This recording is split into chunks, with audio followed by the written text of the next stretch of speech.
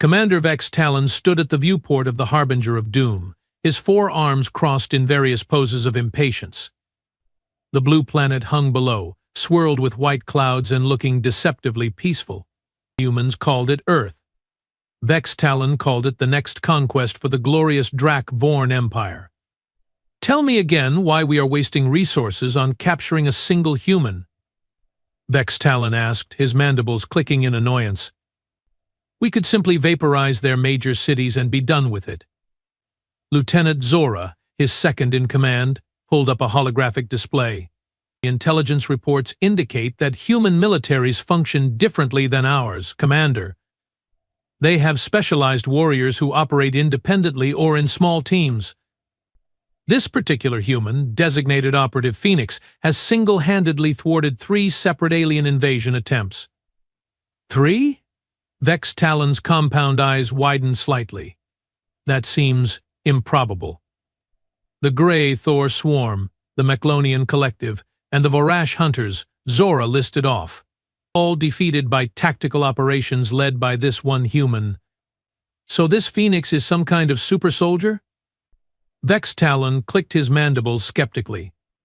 "Not enhanced physically, as far as we can tell," Zora replied, bringing up surveillance footage. "But her strategic capabilities are unprecedented. The High Command believes capturing and studying her may give us crucial insights before we launch our full invasion." The footage showed a human female with short auburn hair moving through what appeared to be a battlefield. She wasn't particularly tall or muscular by human standards, but she moved with purpose and precision. "That's her? That's what all the fuss is about?" Vex Talon scoffed. "She doesn't even have exoskeletal plating. One good blast from a particle disruptor and—" "With all due respect, Commander," interrupted Chief Science Officer Krell, who had been quietly analyzing the data in the corner, "underestimating humans has been the downfall of every species that's attempted to conquer Earth so far." Krell was a Mendarian, not a Drak-Vorn like Vex Talon and Zora. His species had joined the Empire centuries ago, valued for their analytical minds rather than their physical prowess. His translucent skin revealed the pulsing of his 3 hearts as he approached. "The humans have a saying," Krell continued. "Know your enemy. This Phoenix is their best. By understanding her, we understand their greatest strengths." Vex Talon sighed dramatically, a sound like air escaping from a punctured balloon. "Fine. Send in the extraction team. But I want this done quickly and quietly. No witnesses, no alarms, and absolutely no heroics. Get in, grab the human, get out." "Extraction team is already prepped, sir," Zora said, tapping commands into her console.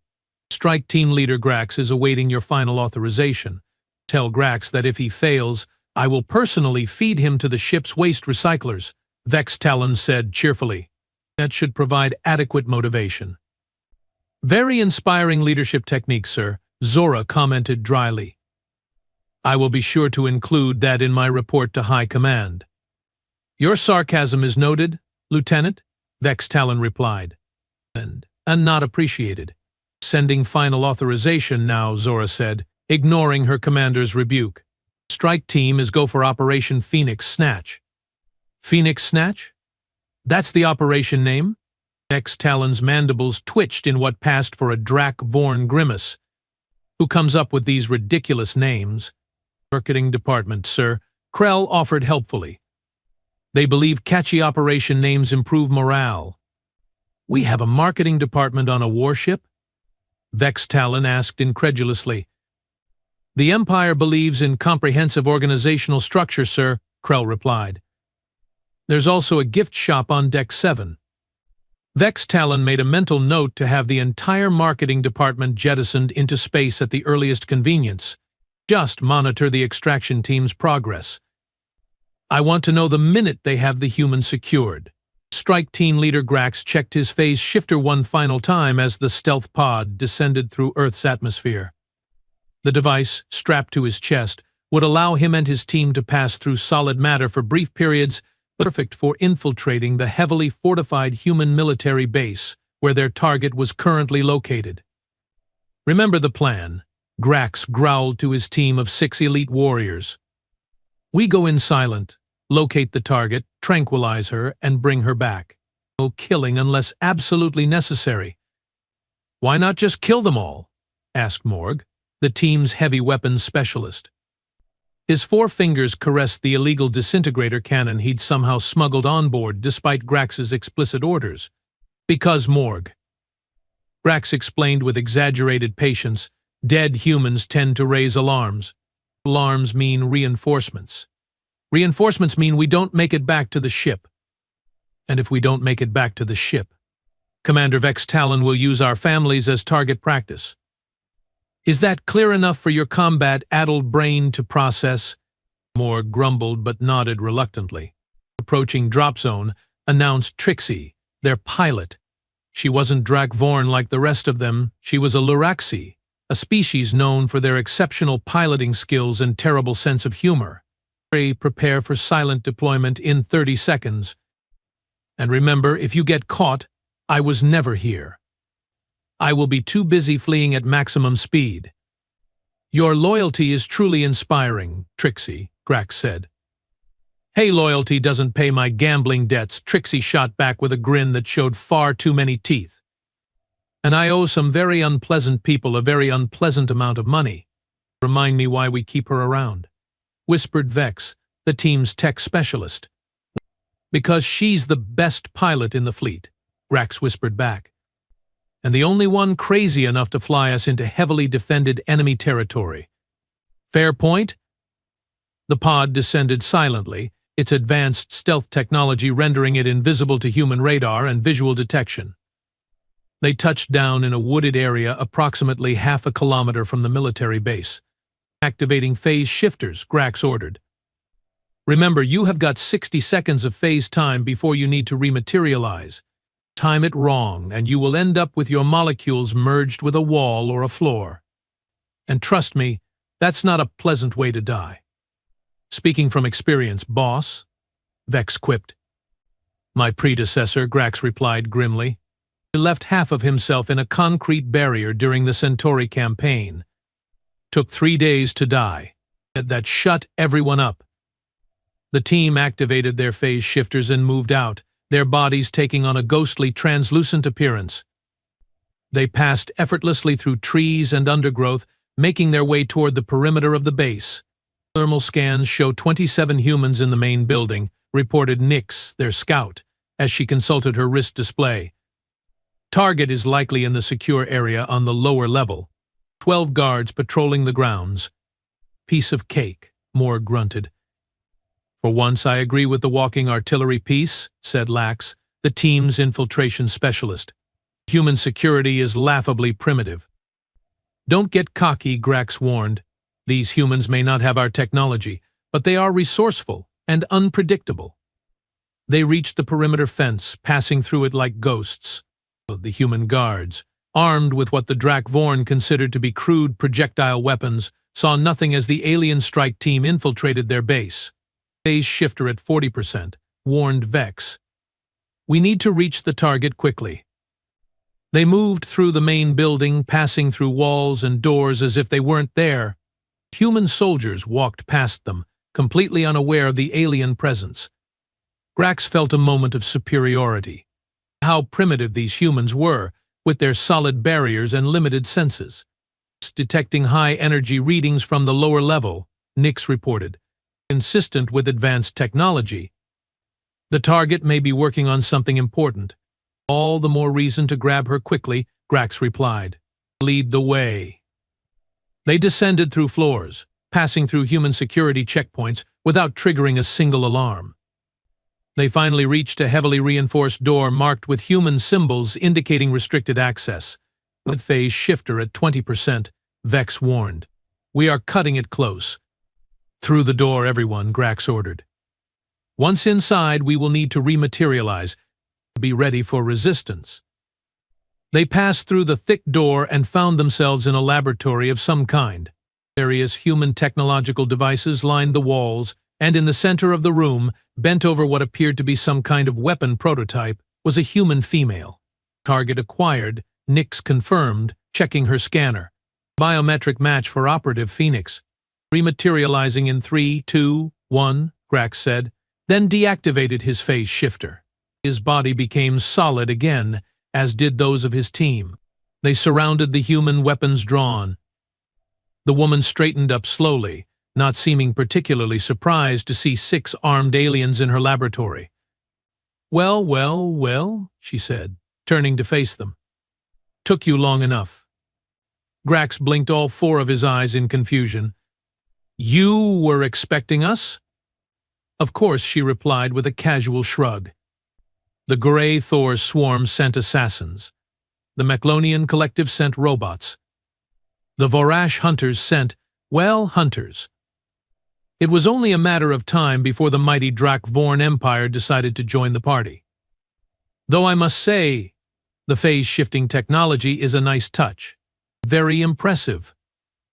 Grax felt a chill run down his exoskeleton. Something was wrong. This was too easy. "You are coming with us, human," he said, trying to regain control of the situation. "Resistance is pointless." "Oh, I'm not going to resist," she said with a smile that didn't reach her eyes. "In fact, I have been waiting for this opportunity. The name's Evelyn Hart, by the way. Not Phoenix. That's just what they call me in the field." "Enough talk," Grax snapped, nodding to Morg, who stepped forward with restraints. "You are now a prisoner of the Drak-Vorn Empire." "Am I?" Hart asked, still smiling that unsettling smile. "Or are you exactly where I want you to be?" Suddenly, alarms began blaring throughout the facility. Red lights flashed, and the sound of many booted feet could be heard running toward their location. "What did you do?" Grax demanded, raising his weapon. "Me? Nothing," Hart replied innocently. "But you might want to check your phase shifters. I think you will find they are no longer functioning." Vex looked down at his device in panic. "She's right, they are dead. Some kind of localized EMP. Impossible." Grax snarled. "Human technology isn't advanced enough to." "You'd be surprised what we can do when properly motivated," Hart interrupted. "And nothing motivates humans quite like repeated alien invasion attempts." The door to the laboratory, which they had passed through so easily minutes before, suddenly slid open. A dozen human soldiers poured in, weapons trained on the aliens. "Drop your weapons," shouted the lead human, a tall male with dark skin and captain's insignia. "You are surrounded." Grax assessed the situation quickly. Without functioning phase shifters, they couldn't escape through walls. They were trapped. "Do as they say," he ordered his team reluctantly. For now. They placed their weapons on the floor, raising their forearms in surrender. Hart walked casually over to the human captain. "Right on time, Marcus. I was starting to think they weren't going to take the bait."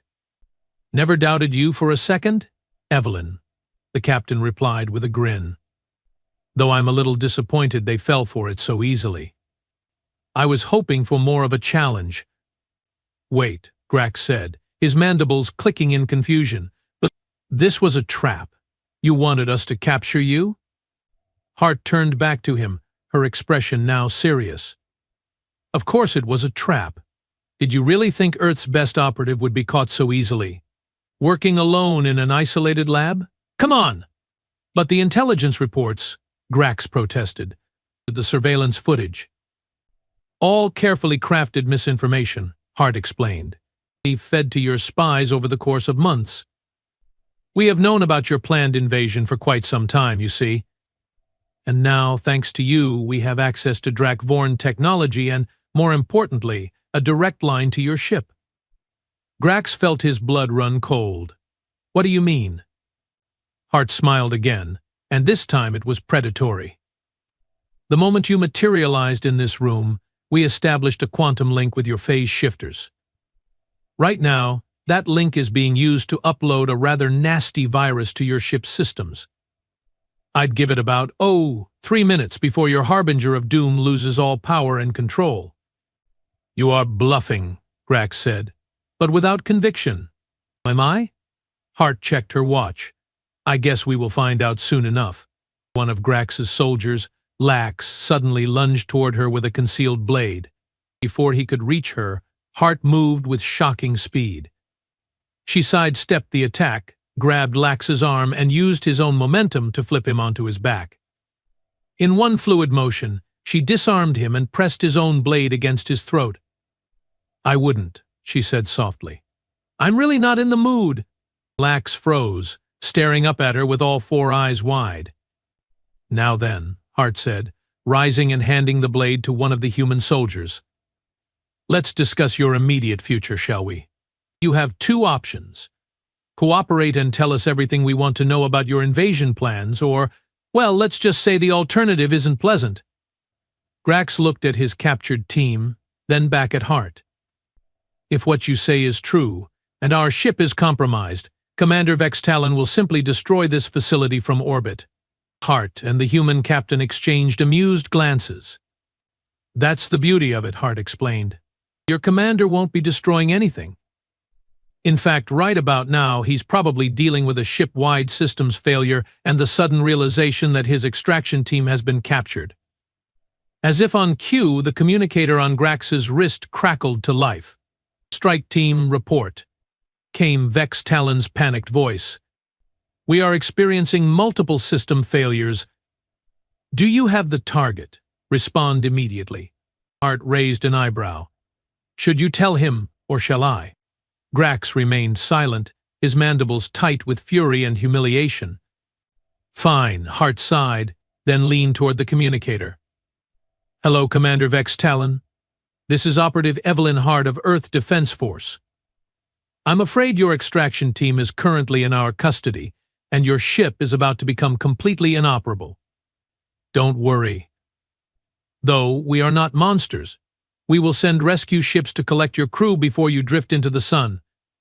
There was a moment of stunned silence, then Vextalon's voice returned, shaking with rage.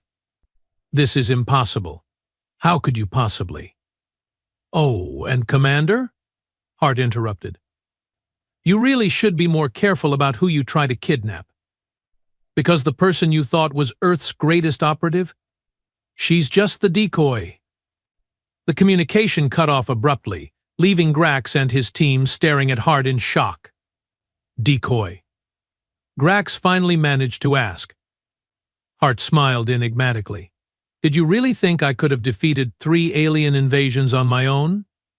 I'm good, but I'm not that good." "Then who?" Grax began. "That's classified," Hart replied.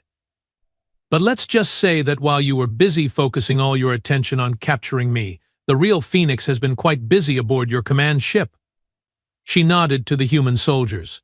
"Take them to holding, and make sure their restraints are secure. These ones are craftier than they look." As they were led away, Grax couldn't help but ask one final question. "If you are not Earth's best soldier, then who are you?" Hart's smile was almost sympathetic.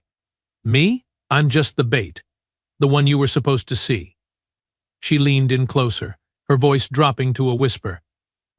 "And if there's one thing you should learn about humans, it's that we are very, very good at making you see exactly what we want you to see."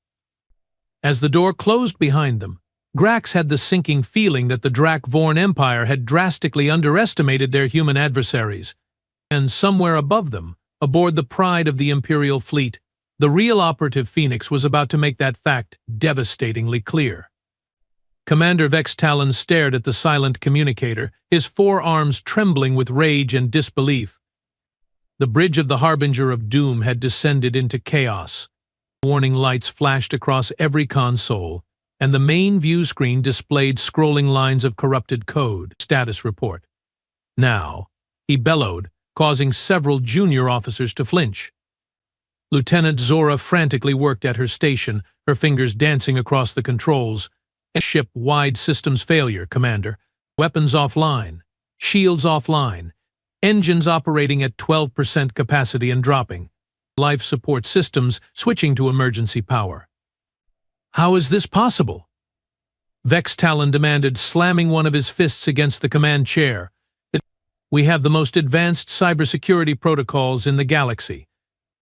Whatever they uploaded is unlike anything I have ever seen," Zora replied, her voice tight with stress. "It's adaptive. It's learning. It's taking control of everything. Chief Science Officer Krell floated over to a secondary console, his translucent skin now a sickly pale color indicating extreme distress. Commander, I believe we need to consider the possibility that we have been compromised by more than just a virus. Explain, Vex Talon snapped. The strike team's phase shifters established a quantum link with our ship systems, Krell said, his 3 hearts visibly racing beneath his skin. But quantum links can be bidirectional. Vex Talon's compound eyes widened as understanding dawned. Are you suggesting that someone used the link to teleport aboard my ship? I'm suggesting it's a possibility we cannot dismiss, Krell replied carefully, especially given what the human said about. He never finished his sentence. The bridge doors suddenly sealed shut with a loud hiss, locking automatically.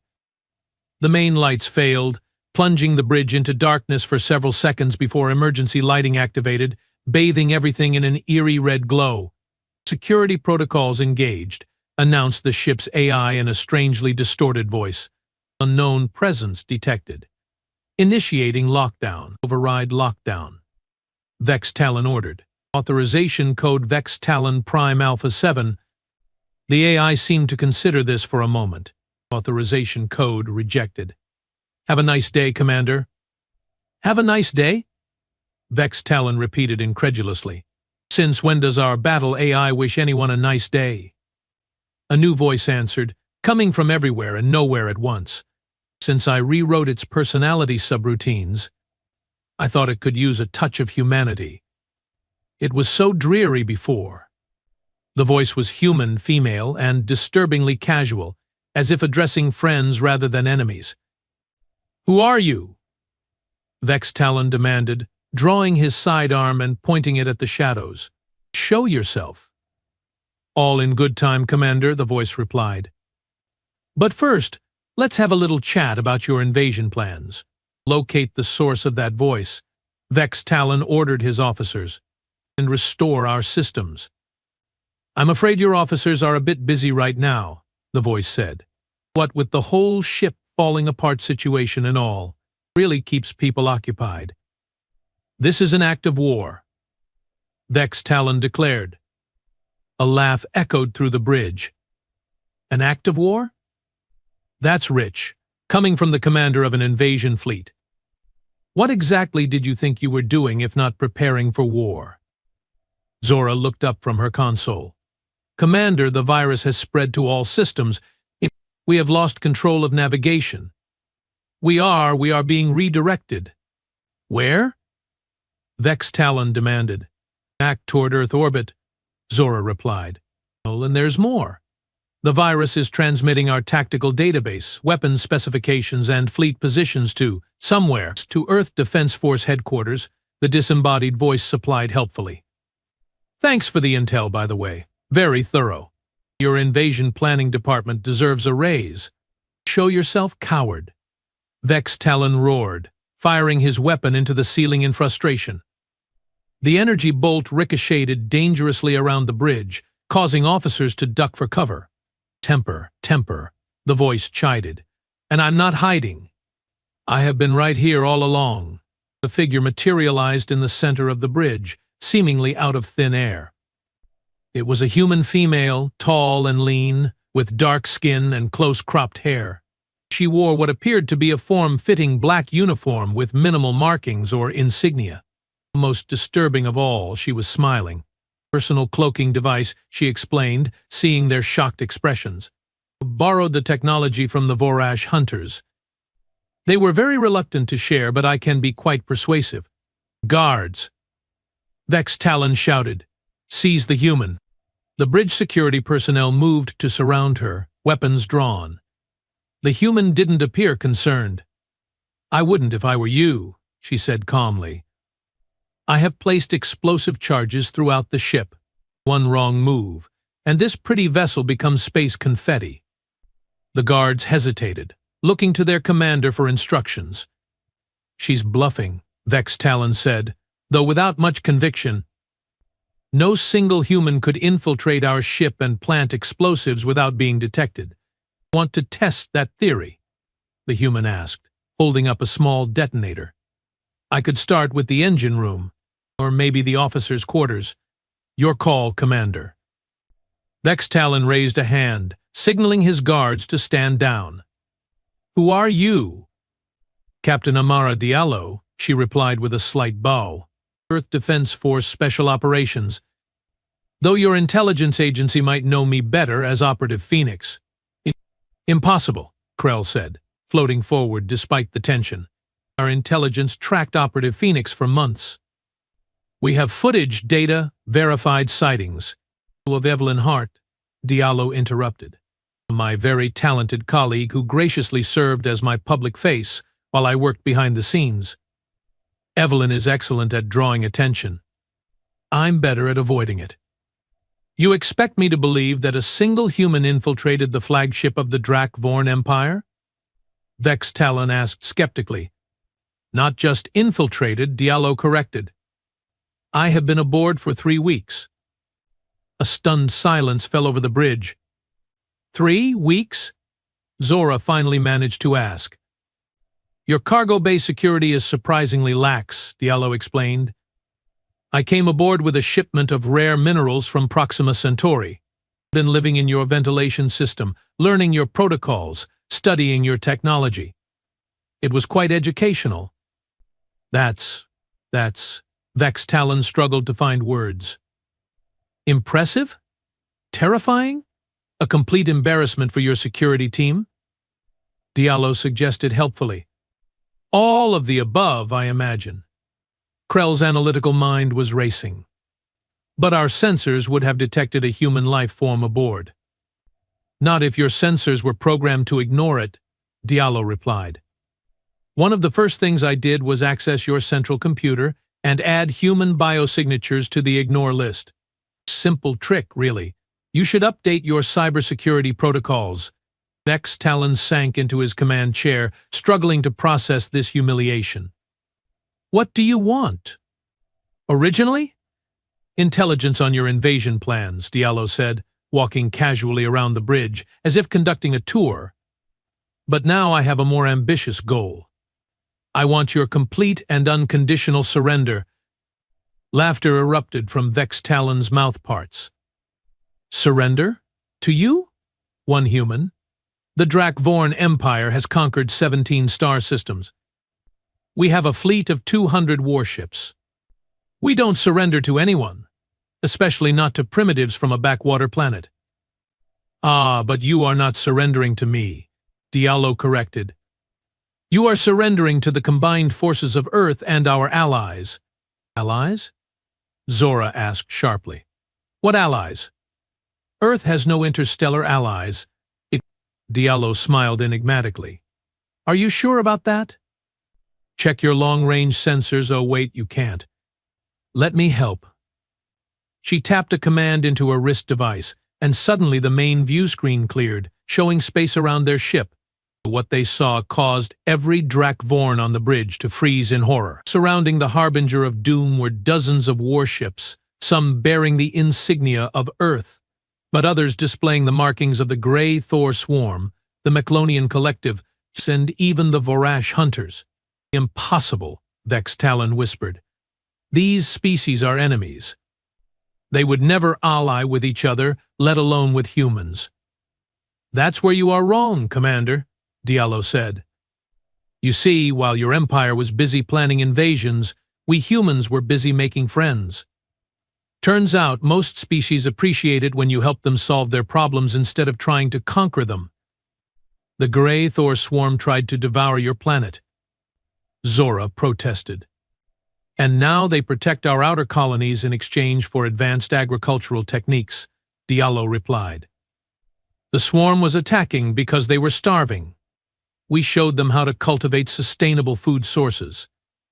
The Meclonian Collective attempted to assimilate your population, Krell pointed out. They wanted knowledge, Diallo shrugged. We set up cultural exchange programs. They get access to our art, music, literature, and philosophy. We get advanced technology. Everyone wins. And the Vorash Hunters? Vex Talon asked incredulously. They live for the thrill of the hunt. They see all other species as prey. True, Diallo nodded. But we introduced them to something they found even more thrilling than hunting sentient beings: extreme sports. Our athletes now compete in our solar system's annual interstellar games. You should see them snowboarding on Europa. Quite spectacular. Vex Talon's mandibles clicked in disbelief. You are saying you pacified 3 of the most aggressive species in the galaxy with farming tips, book clubs, and sports? And good faith diplomacy, Diallo added. Plus mutual defense treaties. The universe is a dangerous place, Commander. Even predators recognize the value of pack behavior when threatened by something bigger. Something bigger? Krell asked, his scientific curiosity piqued despite the circumstances. What could possibly? That's a conversation for another day, Diallo interrupted. Right now, we need to discuss your immediate future. As you can see, your ship is disabled and surrounded. Your strike team has been captured. Your invasion plans have been compromised. She leaned forward, her expression suddenly serious. So, Commander Vex Talon, you have 2 options. Surrender and join our growing interstellar community as equals, or... She let the sentence hang unfinished. Or what? Vex Talon demanded. Or become an object lesson for the next would-be invaders. Diallo said simply. Your choice. Vex Talon looked at the view screen again, at the overwhelming force arrayed against his ship. He looked at his officers, their faces showing various stages of shock and defeat. He looked at the human standing fearlessly on his bridge, a lone infiltrator who had single-handedly brought the mighty Drak-Vorn Empire to its knees. And if we surrender? He asked, his voice quieter now. What happens to us? To our empire? You will be welcomed into the Interstellar Cooperative, Diallo replied. Your people will retain their sovereignty. Your borders will be respected. You will gain access to trade routes, cultural exchanges, technological sharing, and mutual defense. And in return? Krell asked shrewdly. In return, you will abide by the Cooperative's primary directive: no conquest, no slavery, no genocide. All sentient species have the right to exist and evolve without fear of extinction. That's remarkably generous, Zora noted suspiciously. We are not monsters, Diallo said. We don't want to destroy you. We just want you to stop trying to destroy everyone else. Vex Talon's 4 hands clenched and unclenched as he weighed his options. Pride demanded resistance. Logic demanded surrender. I will need to consult with the Imperial High Command, he finally said. Of course, Diallo agreed. I have already arranged a secure communication channel. They are waiting for your call. You what? Vex Talon blinked in confusion. I sent them a message about 2 hours ago, Diallo explained, along with comprehensive evidence of your ship's compromised status and the Alliance fleet surrounding you. They seemed quite eager to speak with you. Vex Talon stared at her. Is there anything you haven't thought of? I forgot to pack a lunch, Diallo admitted with a slight smile. I don't suppose your galley serves anything suitable for human consumption? 3 standard months later, Commander Vex Talon stood on the observation deck of Earth's orbital diplomatic station, watching shuttles arrive from various corners of the galaxy. Representatives from 27 species were gathering for the formal signing of the Drak-Vorn admission to the Interstellar Cooperative. Still sulking, Commander? Asked a familiar voice behind him. He turned to see Captain Amara Diallo approaching, now dressed in formal diplomatic attire rather than her infiltration suit. Not sulking, he corrected. Contemplating.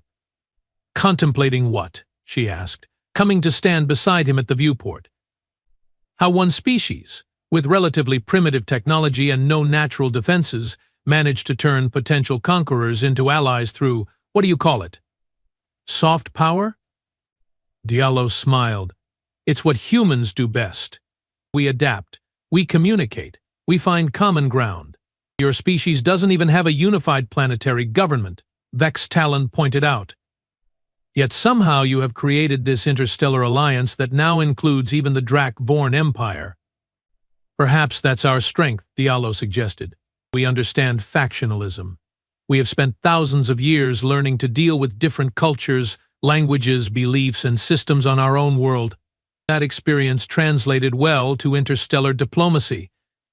Vex Talon clicked his mandibles thoughtfully. The High Command is still struggling to understand how one human infiltrator brought down our flagship. If it makes you feel any better, I'm considered exceptional even by human standards, Diallo said with a hint of pride. Though I couldn't have done it without Evelyn creating such a perfect distraction. Ah, yes, your Decoy, Vex Talon remembered. How is Lieutenant Hart? Colonel Hart now, Diallo corrected. She received a promotion for her role in the operation. She's currently heading up our new joint training program. In fact, I believe your Lieutenant Zora is one of her students. Zora requested that assignment, Vex Talon said, surprised at the hint of pride in his own voice. She said she wanted to learn from the best. A comfortable silence fell between them as they watched a gray Thor swarm vessel dock with the station, its organic hull pulsing with bioluminescent patterns. There's one thing I still don't understand, Vex Talon said eventually. If you had complete control of our ship, you could have destroyed us. Why offer alliance instead? Diallo turned to face him fully. Because that's not who we want to be. Humanity has a long, bloody history, Commander. We have committed atrocities against our own kind that would make even the Vorash hunters uncomfortable. But we have learned from those mistakes. We are trying to be better. She gestured toward the gathering of diverse species visible through the viewport. This cooperative isn't just about mutual defense or resource sharing. It's about creating a better future for all sentient life. We could conquer. We could destroy. But we choose to connect instead. Vex Talon considered this a noble sentiment. I'm not convinced the entire galaxy will share it. Neither am I, Diallo admitted. That's why we maintain our defenses and our special operatives. Like you, Vex Talon said. Like me, she agreed. The galaxy is full of wonders, Commander. But it's also full of dangers. We will extend the hand of friendship to anyone willing to take it. But we will also be ready for those who respond with a closed fist. A chime sounded, indicating that the ceremony was about to begin. It seems we are needed in the Grand Chamber, Diallo said. Ready to make history, Commander? Vex Talon straightened to his full height, adjusting his ceremonial armor.